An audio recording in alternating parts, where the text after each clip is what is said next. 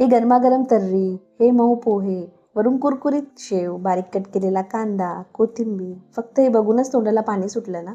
चला तर बघ, आज बनवूया नागपुरी स्पेशल तर्री पोहा, एकदम सोप्या आणि परफेक्ट पद्धतीने. तुम्ही जर एकदा हे तर्री पोहा खाल्ले ना, तर तुम्हाला साधे पोहे खाण्याची इच्छाच होणार नाही. चला तर मग वेळ न घालवता लगेच रेसिपीला सुरुवात करूया. तर मी इथे तर्री पोहा बनवण्यासाठी 1 वाटी बॉईल चणे घेतलेले आहे, कांदा बारीक कट करून घेतलेला आहे, टोमॅटोसुद्धा बारीक कट करून घेतलेला आहे, आले लसूण पेस्ट घेतलेला आहे आणि पोहे बनवण्यासाठी जाड पोहे घेतलेले आहे. इथे कांदा लांब कट करून घेतलेला आहे आणि 1 बटाटा घेतलेला आहे. सोबतच हिरवी मिरची आणि कढीपत्तासुद्धा घेतलेला आहे. तर सर्वात आधी आपण इथे तर्री बनवून घेणार आहोत. त्यासाठी मी इथे गॅसवरती एक कढई ठेवलेली आहे. त्यामध्ये आता 2 पळी तेल घालते आहे.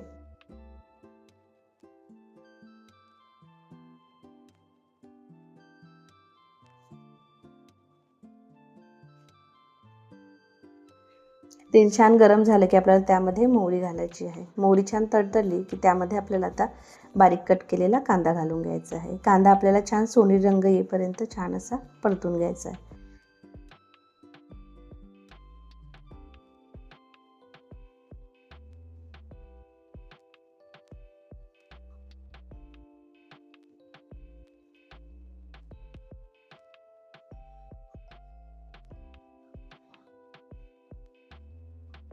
कांदा छान असा परतून झाला की यामध्ये आता आपल्याला आलं लसूण पेस्ट घालून घ्यायचं आहे. आलं लसूण पेस्टसुद्धा आपल्याला त्याचा कच्चावा निघतपर्यंत छान असं परतून घ्यायचं आहे.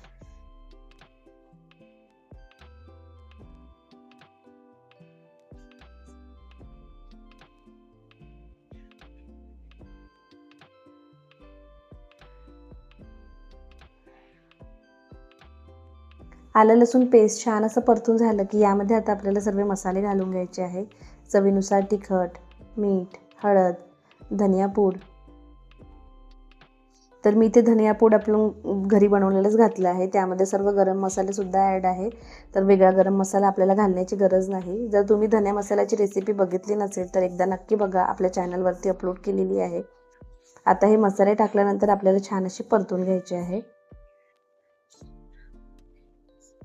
नंतर यामध्ये बारीक कट केलेला टोमॅटो घालून घ्यायचा आहे. तर टोमॅटोसुद्धा छान असा परतून घ्यायचा आहे.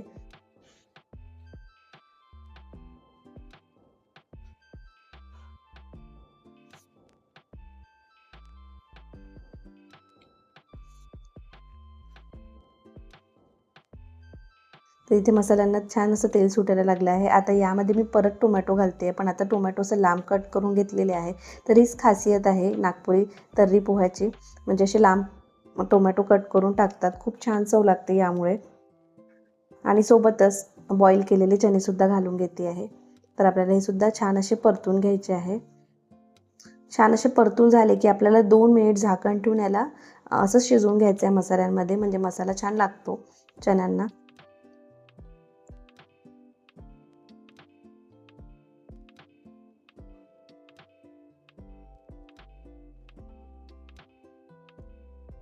तर आता 2 मिनिट झाले आहे. आता यामध्ये आपल्याला पाणी घालून घ्यायचं आहे. तर मी एक साईडला आधीच पाणी गरम करायला ठेवलेलं. तर आपण आता यामध्ये कोमटच पाणी घालणार आहे, त्यामुळे तर्री छान येते.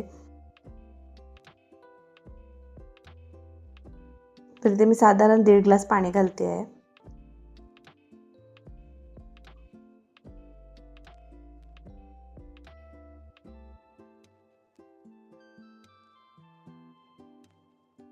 तर आता हे आपली तर्री उकळते, तोपर्यंत आपण कांदे पोहे बनवून घेऊया.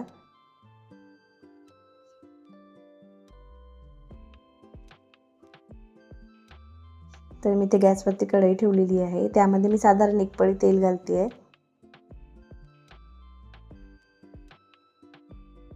तेल छान गरम झालं की मी यामध्ये सर्वात आधी शेंगदाणे तळून घेणार आहे. तर मी नेहमी पोहे बनवण्याच्या आधी शेंगदाणे तळून घेते, नंतर शेवटी शेंगदाणे घालते, म्हणजे ते छान कुरकुरीत राहतात. तर तुम्ही पण अशाच पद्धतीने करतात का, म्हणजे आधी शेंगदाणे तळून घेतात का? जर आपण पोह्यांमध्ये शेंगदाणे टाकले ना तर ते सुद्धा मऊ होतात, मग ते खाण्याची मजा येत नाही. म्हणून मी नेहमी शेवटी शेंगदाणे टाकते. त्यामध्येच आता आपण मोहरी घालायची आहे. मोहरी छान तडतडली की यामध्ये आपल्याला आता कांदा घालून घ्यायचा आहे. कांदा 1 मिनिट छान आपल्याला परतून घ्यायचा आहे.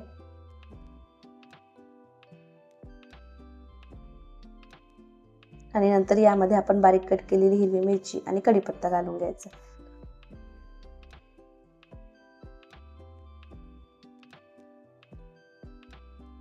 ते पण आपल्याला छान असं परतून घ्यायचं आहे. नंतर यामध्ये आपण बारीक कट केलेला बटाटा सुद्धा घालून घ्यायचा आहे. आता आपल्याला हे छान असं बटाटा शिजेपर्यंत आपल्याला छान असं परतून घ्यायचं आहे.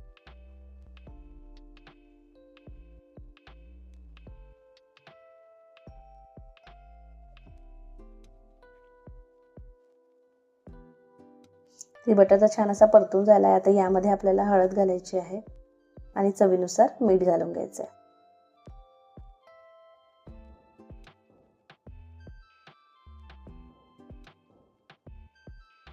तरी सुद्धा आपल्याला छान असं परतून घ्यायचं आहे. नंतर यामध्ये आपल्याला पोहे घालून घ्यायचे आहे. तर मी पोहे आधीच एक साईडला 2-3 पाण्याने स्वच्छ धुवून ठेवलेले. तर यामध्ये आता आपल्याला पोहे घालून घ्यायचे आहे आणि सोबतच आपण तळलेले शेंगदाणे सुद्धा घालून घ्यायचे आणि छान असं मिक्स करून घ्यायचं आहे.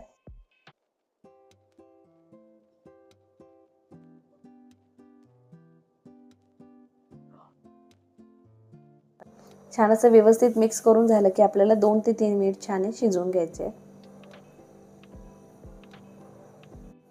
तर तुम्ही चवीनुसार यामध्ये थोडी साखर सुद्धा घालू शकता. जर आवडत असेल तुम्हाला तर नक्की घाला तुम्ही साखर. 3 ते 4 मिनिट पोहे छान असे शिजून झाले की यामध्ये आता आपल्याला छान बारीक कट केलेली कोथिंबीर घालून घ्यायची आहे. कोथिंबीर घातल्यानंतर आपल्याला छान अशी मिक्स करून घ्यायची आहे. तर इथे आपले कांदे पोहे सुद्धा तयार झालेले आहे आणि एक साईडला तर्रीला सुद्धा छान अशी उकळी आलेली आहे. आता यामध्ये मी अगदी चिमूटभर काळा मसाला घालून घेते आहे. घरगुती काळा मसाला असतो ना, तो घालून घेते आहे. यामध्ये सुद्धा आपल्याला आता बारीक कट केलेली कोथिंबीर घालून घ्यायची आहे आणि छान असं मिक्स करून घ्यायचं आहे. तर इथे आपले कांदे पोहे आणि झणझणीत तर्री सुद्धा तयार झालेली आहे. बघा कलर किती छान आलेला आहे तर्रीला.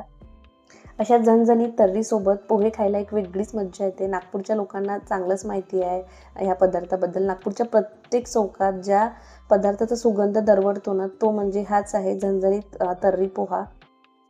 चला तर मग आपण सर्व करून घेऊया. तर सर्वात आधी आपल्याला प्लेटमध्ये गरमागरम पोहे घालायचे आहे. नंतर वरून छान अशी गरमागरम झणझणीत तर्री घालून घ्यायची आहे. तर तर्री आपल्याला जास्ती प्रमाणातच घालायची आहे. वरून छान कुरकुरीत शेव, बारीक चिरलेला कांदा, फ्रेश हिरवी कोथिंबीर. तर हवा असेल तर तुम्ही वरून थोडा लिंबाचा रस सुद्धा घालू शकता. त्यामुळे खरंच खूप छान चव येते. बस तर आपले नागपुरी स्टाईल झणझणीत तर्री पोहा खाण्यासाठी तयार आहे. तर ही रेसिपी तुम्ही सकाळच्या नाश्त्यासाठी किंवा संध्याकाळच्या हलके भुकेसाठी एकदम परफेक्ट रेसिपी आहे. तर एकदा माझ्या पद्धतीने तर्री पोहा नक्की ट्राय करून बघा, तुम्हाला नक्कीच आवडेल. तर आजची ही रेसिपी तुम्हाला आवडली असेल तर व्हिडिओला नक्की लाईक करा, शेअर करा आणि अजूनही चॅनलला सबस्क्राईब नसेल केलं तर चॅनलला सबस्क्राईब करा. चला तर मग परत भेटूया अशाच एका नवीन रेसिपीसोबत. धन्यवाद.